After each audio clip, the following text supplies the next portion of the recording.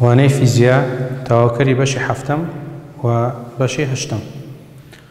Değerli arkadaşlar, geçen ders kaldığımız yerden devam edelim.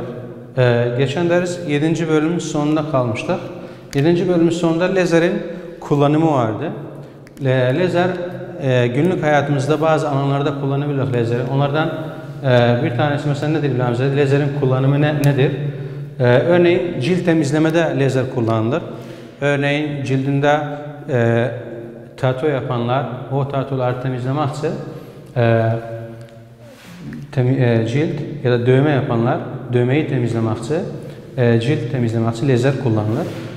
Göz hastalıkları için lazer kullanılır. Örneğin miyopluk tedavisi ya da gözlük takmak istemeyen insanlar için lazerle tedavi bulunmaktadır. Bilgisayarlarda kullanılır. CD'leri okumak için, CD'ler çalıştırmak için bilgisayarda lazer kullanılır. Başka tıbbi alanlarda yine kan pıhtılaştırmak için, örneğin şeker hastalığı olan insanlarda kan pıhtılaşması biraz zordur. O yüzden bazı özel durumlarda o kanı durdurmak için lazer kullanılır. Aynı zamanda miyopluk tedavisi için de kullanılır dedik. Başka lazer mesafe ölçmek için kullanılır. Örneğin mühendisler çoxluqda uzaq mesafeleri ya da binaların yüksekliğini ölçmek için lazer kullanırlar. Başka teknoloji alanında ve maden alanında kaynak yapımında, yani lehim yapımında lazer kullanılır. Bir de metalleri kesmek için, çok düzenli bir şekilde kesmek için lazer kullanılır. Tabii bu lazer kullanıldığı aletler çok özel aletlerdir ve çok da düzenli bir şekilde kesimi ya da kaynak yapmanı yapar. Bu 7. bölümle ilgili olan konularımızdı. İndi gəldik 8. bölüm üzerine. 8. bölüm atom fiziği ile ilgilidir. Atom fiziği, bu bölüm başlangıçta ne sebep oldu bu bölüm başlamağına ya da atom fiziğinin başlamağına sebep olan neydi? Klasik fizikçiler var idi, bir de yeni modern fizikçiler var idi. Klasik fizikçiler çoxu eski fizik kuralları üzerine yürüyen insanlar idi. Eski fizikçiler çoxluq büyük cisimleri tanımlamakta çok başarılıydılar. O yüzden bu insanlara deyirlər klasik fizikçiler. Yani klasik fizikçiler dedik, büyük cisimleri tanımlamada başarılıydılar. Ama teknoloji gelişimiyle atomlara ihtiyaç duyuldu. Atomları da açıklamak için klasik fizikçiler bazı görüntülerde başarılı olmadılar. Başarılı olmadıkları için de modern fizikçiler ortaya çıktı. Modern fizikçiler atomlar üzerine çalışan, gözle görünmez atom dünyası üzerine çalışan bilim adamları adlandırırlar. Bilim adamları olarak adlandırırlar. İlk önce klasik fizikçilerin açıklayabilmediği görüntülerden ilk öncesi siyah cisim ışımasıydı. Siyah cisim ışıması ne demekti? Yani siyah cisimden çıkan ışınlardı. Mesela ne için? Bir metalimiz vardı, siyah renkli bir metalimiz vardı, bir demirimiz vardı. Bu demiri ateş üzerine attığımızda ilk önce demir daha yeni ısınmaya başladı. Düşük sıcaklıkta olduğu için demir siyahtır önce. Ama uzun bir süre ateş üzerine kaldıktan sonra bakarak o demirin rengi kırmızıya ve turuncuya doğru kaymaya başladı. Kırmızı ve turuncu olmağının sebebini klasik fizikçiler açıklayabilmediler. O yüzden modern fizikçiler geldiler, bunu açıklamaya başladılar. İlk önce siyah cismin ışımasından başladılar. Klasik fiziğin açıklayamadığı bir görüntüydü. Klasik fizik dedi, siyah cisimlerden çıkan ışınlardır. İdeal bir şekilde emilir ve saçılır sıcaklık derecesine göre. Yani bir siyah cisimimiz olduysa, onu ateş üzerine atırsak, o metalden ya da o siyah cisimden çıkan ışınlara siyah cisim ışıması diyorlar. Ve bu ışınlar ismi genel olarak, yani bilimsel olarak elektromanyetik ışındır. Yani bir demiri ateş üzerine attıysak, rengi kırmızıya ya da turuncuya dönüştüyse, o kırmızı ya da turuncu tamam etrafa da sıcaklık verir. O verdiği sıcaklık ve renkler Beləsinə deyirlər elektromanyetik ışınlama. Elektromanyetik ışınlar nədən oluşur? Nədən oluşur? Dedik, kesintisiz dalga boyudur. Kızıl ötesindən başlar, görünən dalgalara geçer ve sonra da mor ötesi dalgalara ulaşır. Bunu anlamaq üçün nəyi bilməyimiz lazımdır? Elektromanyetik spektrumu bulmamız lazım. Elektromanyetik spektrum, yani elektromanyetik dalgalar grubu. Elektromanyetik dalgalar grubu 7 gruptan oluşur. 7 tane gruptan oluşur. Onlardan ilki radyo dalgasıdır, mikro dalgası, kızıl ötesi. Bunların hiçbiri gözle görünmez. Ondan sonra görünen dalgalar, görünen ışıklar. Ondan sonra görünen ışıklardan sonra yine gözle görmediğimiz mor ötesi ışınlar, ya mor üstü ışınlar, X ışınları, bir de gamma ışınları vardı. Gamma ışınları vardı. Sonra ne diyor bize? Bir metali ateş üzerine atırsak içinden elektromanyetik ışınlar çıkar. O ışınlar neden oluşur? Burada açıklayabiliriz bu spektrum üzerine. İlk önce kesintisiz dalgalardır. Nereden başlar? Kızıl ötesinden başlar. Sonra görünen dalgalara doğru geçer. Yani sıcaklık derecesi artmasıyla görünen dalgalara doğru geçer. Ondan sonra da kızıl ötesi görünen dalgalardan daha fazla artırdıysak sıcaklığı, mor ötesi dalgası ve daha fazla dalgalara geçmeye başlar. Yani bir metalin sıcaklık artmasıyla renginin değişmesinin sebebi bu dalga değişimidir. Tabi burada kızıl ötesimiz vardı. Kızıl ötesinden sonra görünen renkler de gökkuşağı renklerinden oluşur. Nedir gökkuşağı renklerinin başlangıcı? Kırmızıdır. O yüzden buna diyor kızıl ötesi, yani kırmızıya ulaşmadan önceki dalgadır. Kızıl ötesini geçtikten sonra ilk önce metal kırmızı olur. Kırmızıdan daha fazla artırdıysak sıcaklığı, ondan sonra ne olur? Turuncu. Turuncudan sonra sarı. Bu şekilde hatta mor ve mor üstü dalgasına geçer. Mordan sonra ya da maviden sonra, mordan sonra biz o değişimi görmeyik. Görünmeyen dalgalar içinden çıkar. Mor üstü ve diğer dalgalar başlar. Başka soru nedir? O metalle ilgilidir. Neden elektromanyetik ışını düşük sıcaklıklarda görünmez? Düşük sıcaklık. Hani dedik bir metali ateş üzerine atırsak, neyse o metalden sıcaklık alırıq, ama renginin değişmediğini görürük. Rengi özü kimi qalır. Neden? Çünkü kızıl ötesi bölgesindedir. Kızıl ötesi bölgededir. Yani bir metali yenice ateş üzerine atırsak, sıcaklık alırıq ondan, ama metalin renginin değişmediğini görürük. Sebebi nedir? Çünkü kızıl ötesi bölgesindədir, bu bölgedədir. Bu bölgelerde de dedik, gözle görünmeyen dalgalardır. Ama daha fazla sıcaklığı artırsak, o yüzden ondan sonra görünen dalgalara doğru geçer. Başka sorumuz nedir? Neden erimiş maden sarı renkte parlar? Erimiş maden, yani erimiş metal sarı renkte parlar. Çünkü yüksek sıcaklıkta ya da yüksek ısıda elektromanyetik dalgalar görünen dalgaya girer. Yani sıcaklık derecesini, bir metalin sıcaklık derecesini artırdıysak, o erimeye başlayır. Erime sırasında da erimiş bir maden ne renkte parlar? Sarı renkte. Çünkü görünen bölgededir. Yani kırmızıyı geçip, turuncuyu geçip sarıya gelibdir. Klasik fiziğin açıklayabilmediği başka bir konuda neydi? Siyah cisim idi. Siyah cisim ideal bir cisimdir. Üzerine düşen bütün ışınları emer. Üzerine düşen bütün ışınları emer. Ve bu siyah cismi açıklamak için en iyi model hangisidir? Bu siyah kutu modelidir. Bir siyah kutumuz vardı burada. Bu kutunun her tarafı kapalıdır. Sadece bir tarafta küçük bir deliği vardı. Bu delikten bütün bir ışık gönderirik buradan. Bu ışık gönderdiğimizde bu kutunun içerisi küçük aynalar gibidir. Parça parça aynalardan oluşmuş gibidir. İçerisine bir ışık geçtiyse bu ışık içeride sonsuz yansıma yapar. duvarlara dəcər və yansır və bütün işığı əmməyə başlar bu cisim. Yəni bu cismə nə qədər işıq göndərdiysək, bütün işıqları alır və içərisində yansıtmaya başlar. Və sadəcə işığı geri döndərmək sadəcə bu deliyi vardır.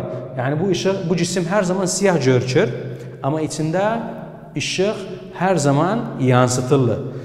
Siyah cisim də aynı bu şəkildədir. Yəni üzərinə düşən bütün işıqları əmər. Aynı bu qutu kimi üzərinə düşən bütün işıqları alar, içərisində yansıtır, amma görünməz dışarıdan. İçərisində yansıtır, amma görünməz dışarıda. Bu 8-ci bölümümüz klasik fiziğin başarısız olduğu bölümlərdən bir dənə idi. Anlattığımız siyah cisim işımasıydı. Gələk baxaq, siyah cisim işımasında öncü olan bilim adamları kim idi? Yəni modern fiziği başlatan bilim adamı kim idi? Onun üzərinə gələk indi.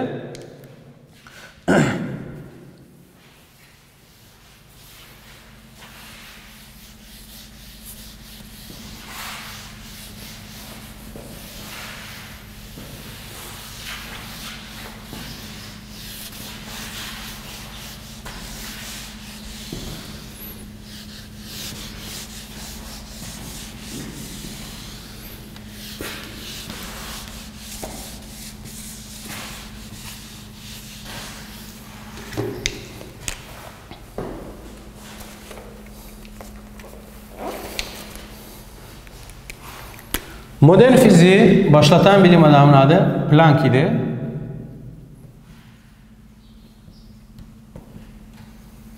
Planck teorisi. Planck teorisine göre siyah cisim ışıması eğer klasik fizikle modern fiziği karşılaştırdıysak, tabi Planck'ın teorisi klasik fiziğin karşısındaydı ya da zıddınaydı. Sebebi neydi? Çünkü o bazı görüntüleri açıklayabilirdi. Ama laboratuvar sonucu yok idi əlində, sadece teori olarak idi. Ama sonra laboratuvar sonucuyla karşılaştırıldığında doğru olduğu gösterildi. İlk önce gələk, baxaq. Burada bir grafımız vardı. Bu graf ne ile arasındadır? Burada dalga boyumuz var. Dalga boyu. Bu tarafta ise şiddetimiz vardı. Yani ışığın şiddeti. Laboratuvar sonuçlarına göre dalgamız bu şekildeydi.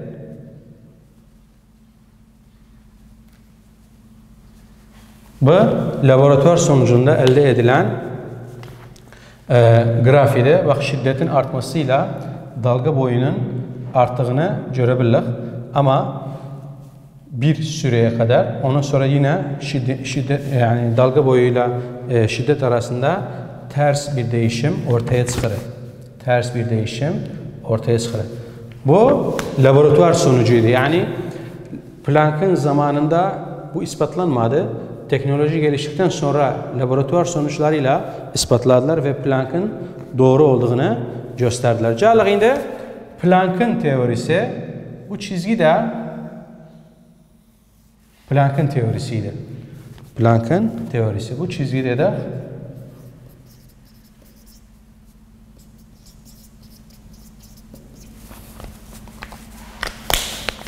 o noktalar ise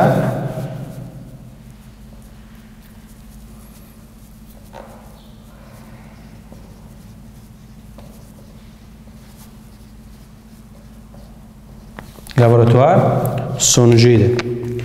Peki klasik fizik bu dalganın neresindeydi? Yani bu grafın neresindeydi? Klasik fiziğe göre eğer ışık şiddetini artırdıysak dalga boyları kısa dalga boylara doğru gelir. Ama ışık şiddetini çok fazla artırdıysak sonsuza doğru bir çizgi olarak yukarıya doğru gider. Bu da neydi? Klasik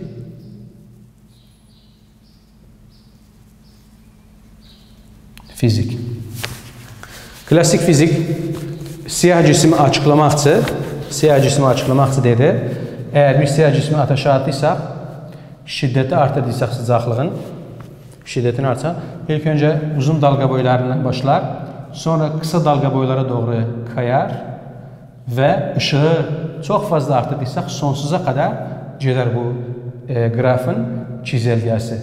Ama Planck teorisine göre deyirdi, ilk önce kısa dalga boylara doğru kayar. Yani ilk önce uzun dalga boylarından başlar. Ondan sonra kısa dalga boylarına gelir ve sıfıra yakın olur. Sıfıra yakın olur. Laboratuvar sonuçlarda bunun doğru olduğunu ispatladı. O yüzden modern fiziğin başlangıcı olarak Planck'ı sayabiliriz. Modern fiziğin başlangıcı olarak Planck'ı sayabiliriz. Gələk Planck'ın bu teori için koyduğu kural üzerine gələk indi. Kural neydi? Planck'a göre enerji, yani kinetik enerji diyağın, enerji eşittir NHF. Bu neydi bu? Bu Planck'ın teorisiydi.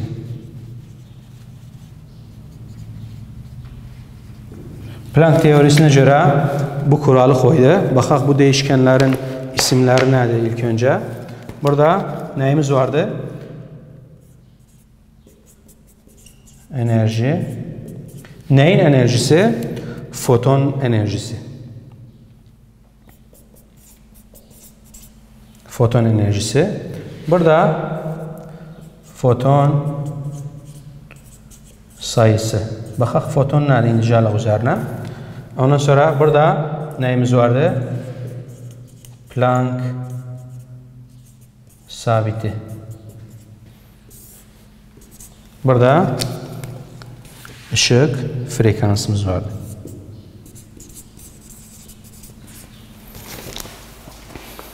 Frekansımız vardı. Tabii burada foton enerjimiz vardı. Foton enerjisinin iki birimi vardı. Sorularda görebiliriz. Birincisi ya joule'dı. Joule ile ölçülür. Ya da elektron volt ile ölçülür. Bunlar üzerine gəldik detaylı olarak ne olduğunu. Ondan sonra foton sayımız vardı. Birimi yoktu. Bir de frekansımız vardı. Hertz ile ölçülür. Ya da saniye eksi 1 ile ölçülür. Bunu okumuştuk. 4. bölümlerde eğer yadınızda kalıbsa. Ondan sonra tabii bu da ya da saniye eksi 1 de koyabiliriz buraya. Planck sabitinin birimine çıkar. Joule saniye. Joule saniye olarak sayabiliriz.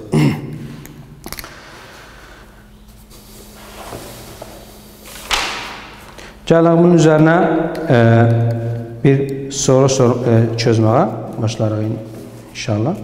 Ama ondan önce neyimiz var dedik? Bunları açıklayalım. Baxaq, foton nədir anlamı?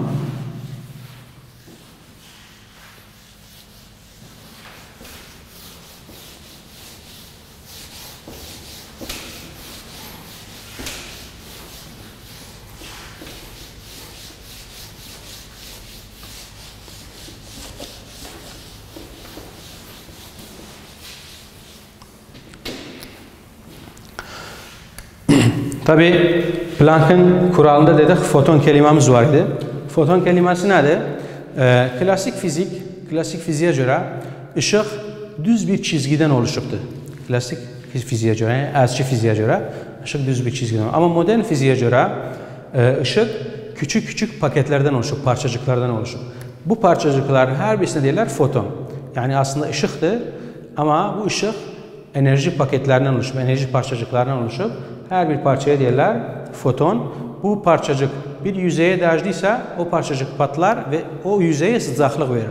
Yani biz güneş özündə durduğumuzda bizim vücudumuza fotonlar dəyişir. O fotonlar da içinde enerji vardır. O enerjiler sonucunda biz de vücudumuz sıcaq olmağa başlayır.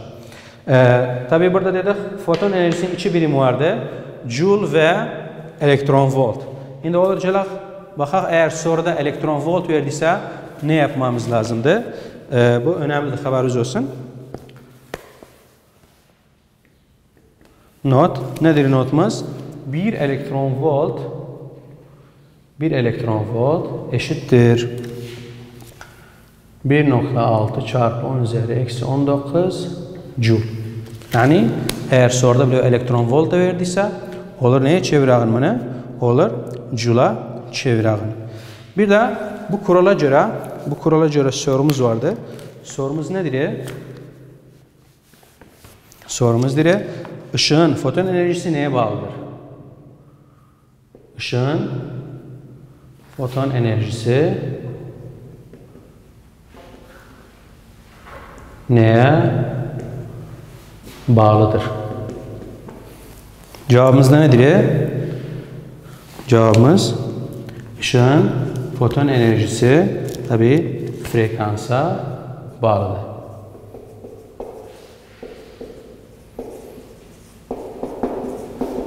Işığın foton enerjisi frekansa bağlıdır ve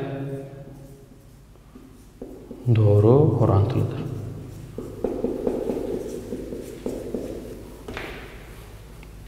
Doğru orantılıdır.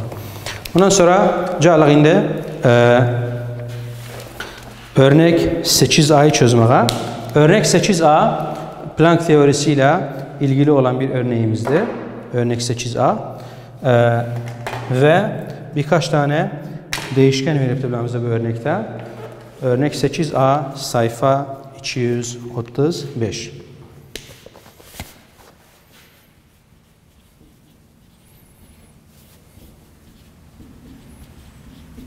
Sayfa 230. Baxa ilk önce örnek 8A'da ne verib bize? Diri güneş ışığı tayfının zirvesinde her foton yaklaşık olarak 2.7 elektron volt enerjiye sahiptir.